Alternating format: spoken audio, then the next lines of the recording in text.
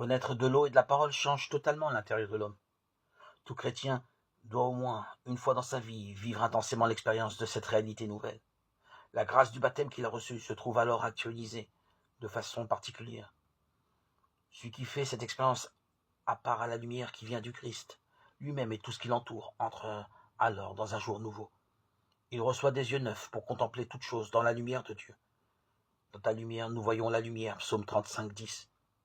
La création, les hommes avec qui il entre en contact tout vivant, il les voit présents d'un regard surnaturel. Tout est situé dans le plan de salut que Dieu voudrait tant mettre en œuvre.